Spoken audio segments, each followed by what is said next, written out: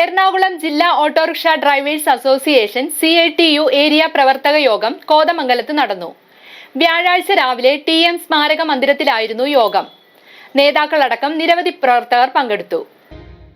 Motor മേഖല നേരിടുന്ന അനേകം പ്രശ്നങ്ങൾക്ക് പരിഹാരം കാണുക എന്ന ലക്ഷ്യത്തോടെ പ്രവർത്തിക്കുന്ന സംഘടനയാണ് എറണാകുളം ജില്ലാ ഓട്ടോറിക്ഷ ഡ്രൈവേഴ്സ് അസോസിയേഷൻ CITU. ഈ സംഘടനയുടെ ഏരിയ പ്രവർത്തക യോഗം വ്യാഴാഴ്ച കോതമംഗലത്ത് നടന്നു. രാവിലെ TM സ്മാരക മന്ദിരത്തിൽ ചേർന്ന യോഗം അസോസിയേഷൻ ജില്ലാ സെക്രട്ടറി സക്കീർ ഹുസൈൻ ഉദ്ഘാടനം ചെയ്തു. എല്ലാ വിഭാഗം ജനങ്ങൾക്കുമിടയിൽ വലിയ തോതിലുള്ള ബന്ധമുള്ള തൊഴിലാളികൾ പോലെ ദൈനംദിനമായി ജനങ്ങളുമായി സംസാരിക്കുന്ന മറ്റ് തൊഴിലാളികൾ നമുക്ക് കാണാനാവില്ല. സാധാരണക്കാരന്റെ യാത്രാ സൗകര്യമാണ് ഓട്ടോറിക്ഷ. ആ ഓട്ടോറിക്ഷ തൊഴിലാളിക്ക് നമ്മുടെ സംസ്ഥാനത്ത് അന്തസ്സാർന്ന ഒരു ജീവിത സാഹചര്യം ഉണ്ടാക്കാൻ നിരന്തരമായി ഇടപെടുന്ന സംഘടനയാണ് CITU. നമ്മുടെ ജില്ലയിൽ എറണാകുളം ജില്ലാ ഓട്ടോറിക്ഷ ഡ്രൈവേഴ്സ് അസോസിയേഷൻ എന്ന നിലയ്ക്കാണ് നമ്മൾ പ്രവർത്തിക്കുന്നതെങ്കിൽ സംസ്ഥാനത്ത് ഓൾ കേരള റോഡ് ട്രാൻസ്പോർട്ട് ഫെഡറേഷന്റെ ഭാഗമായി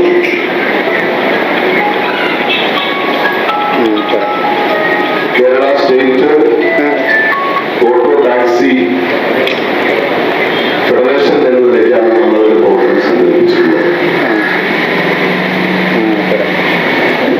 അതിനകത്ത് ലൈറ്റ് മോട്ടോർ അടക്കമുള്ള എല്ലാ വാഹനങ്ങളും ഉൾപ്പെടുത്തിക്കൊണ്ടാണ് സംസ്ഥാനത്ത് അതിന്റെ സംസ്ഥാന കമ്മിറ്റി പ്രവർത്തിക്കുന്നത്.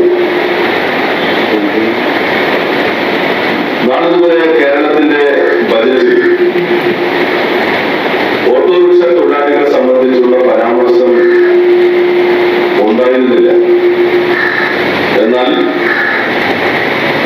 ഇടതുപക്ഷ ജനാധിപത്യ മുന്നണി ഗവൺമെന്റിന്റെ 10 വർഷം പൂർത്തീകരിക്കുന്ന ഈ സന്ദർഭത്തിൽ ഏറ്റവും അവസാനമായി അവതരിപ്പിച്ച ബജറ്റിൽ ധനകാര്യ വകുപ്പ് മന്ത്രി ബാലഗോപാലൻ